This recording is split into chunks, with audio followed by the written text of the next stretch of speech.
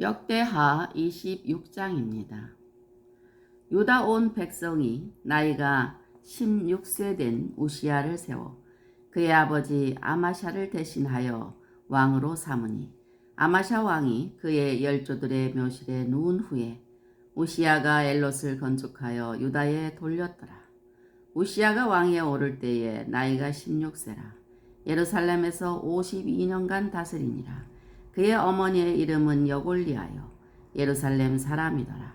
우시야가 그의 아버지 아마샤의 모든 행위대로 여호와 보시기에 정직하게 행하며 하나님의 묵시를 밝히 아는 스가랴가 사는 날에 하나님을 찾았고 그가 여호와를 찾을 동안에는 하나님이 형통하게 하셨더라.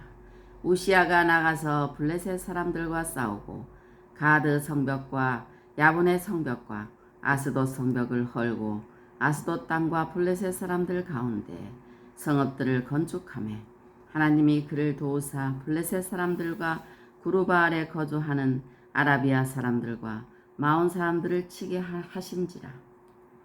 아몬 사람들이 우시야에게 조공을 바치매 우시야가 매우 강성하여 이름이 애굽 변방까지 퍼졌더라. 우시야가 예루살렘에서 성 모퉁이 문과 골짜기 문과 성구비에 망대를 세워 견고하게 하고 또 광야에 망대를 세우고 물 웅덩이를 많이 파고 고원과 평지에 가축을 많이 길렀으며 또 여러 산과 좋은 밭에 농부와 포도원을 다스리는 자들을 두었으니 농사를 좋아함이었더라. 우시야에게 또 싸우는 군사가 있으니 서기관 여이엘과 병영장 마아세야가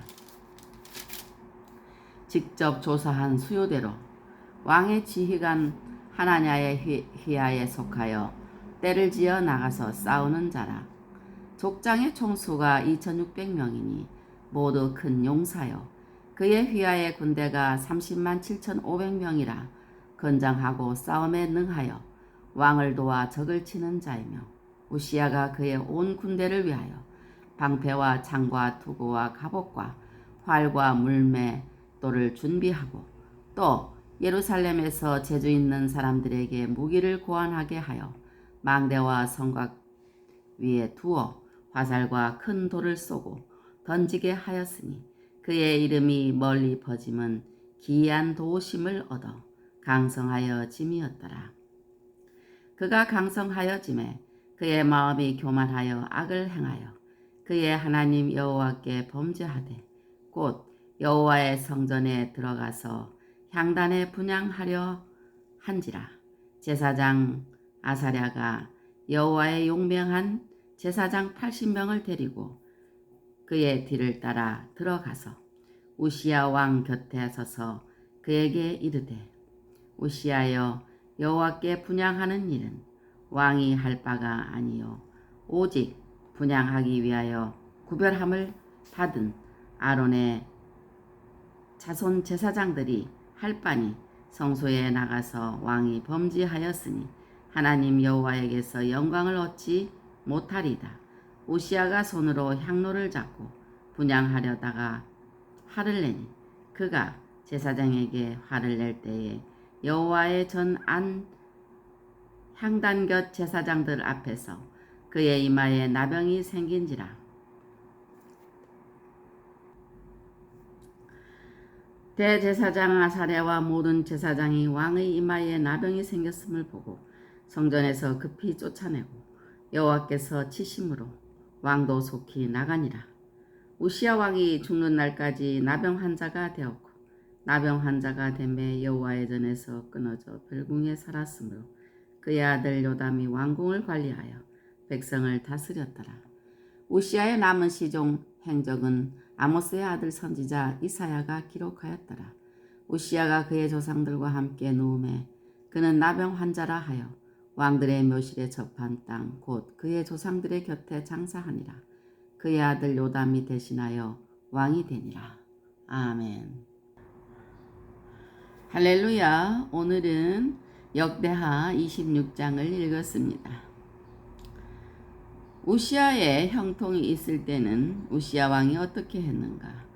첫 번째 선한 것을 본받았고 두 번째로 주의 종의 가르침을 따랐고 세 번째 주를 찾고 구함으로 형통했습니다. 우시야 왕의 아버지 아마샤는 말기에는 세일 자손의 신들을 가져와 자기의 신으로 세우고 경배함으로 여호와를 버려 망하였지만 초기에는 비록 온전한 마음은 아니었어도 여호와께서 보시기에 정직하게 그의 뒤를 이은 우시야 왕은 아버지의 좋은 점을 그대로 본받아 여호와 보시기에 정직하게 행하였습니다. 사람은 어릴 때부터 모방을 통하여 인격을 갖추어 나가기 때문에 훌륭한 인격을 갖추기 위하여 선한 것을 본받는 것은 아주 중요합니다.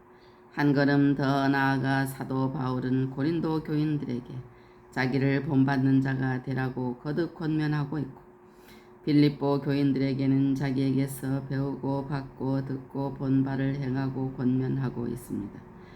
이와 같이 선한 본을 보이고 선한 것을 본받고 하는 것이 교육인데 선한 본을 받을 수 있는 것도 하나님의 은혜이므로 그런 기회를 가졌을 때 감사하며 하나님을 생각하여 부지런히 배우고 본받아야겠습니다.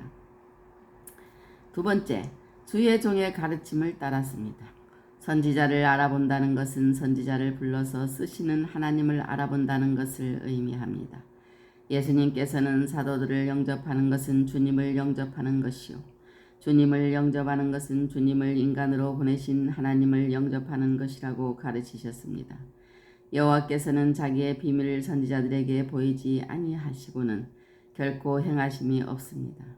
그래서 선지자와 사도들이 성경을 기록할 수 있는 것입니다. 이 성경 말씀의 가르침을 따라야 합니다. 만날 때 세 번째로 주를 찾고 구함으로 형통했습니다. 만날 만할 때와 가까이 계실 때에 여호와를 찾고 구하면 형통함을 이룰 수 있습니다. 우시야 왕이 실수한 게 있는데요. 교만이 주는 교훈을 우리가 한번 봐야 되겠습니다. 교만은 죄악의 근원이고 교만은 실패로 인도하는 자고 교만은 우매의 안내자입니다.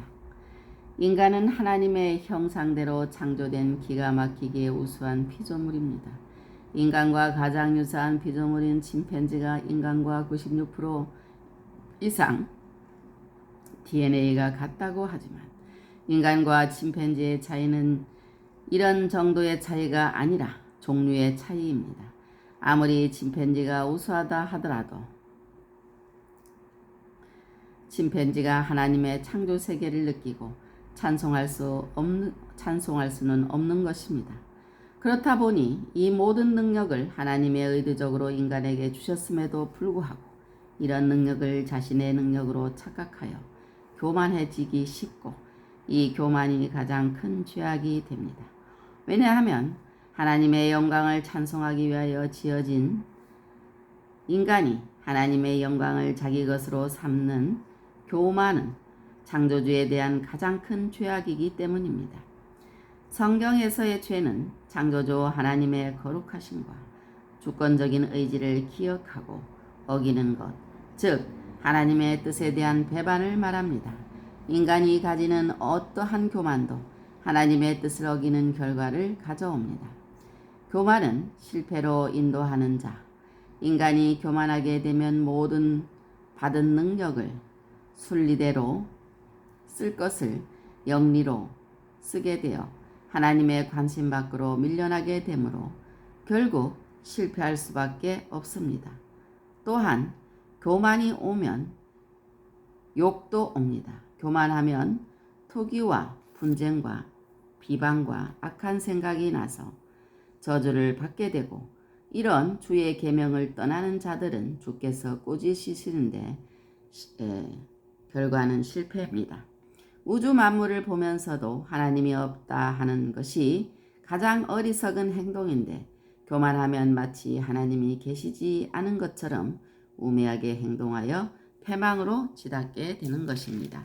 그래서 우리는 늘 겸손하고 순종해야 되면서 우시야 왕의 형통할 때 선한 것을 본받아야 되겠습니다. 선한 것을 본받고 주의 종의 가르침을 따르고 주를 찾고 구해야 되겠습니다. 아멘. 오늘도 주님 안에서 승리하시기 바랍니다.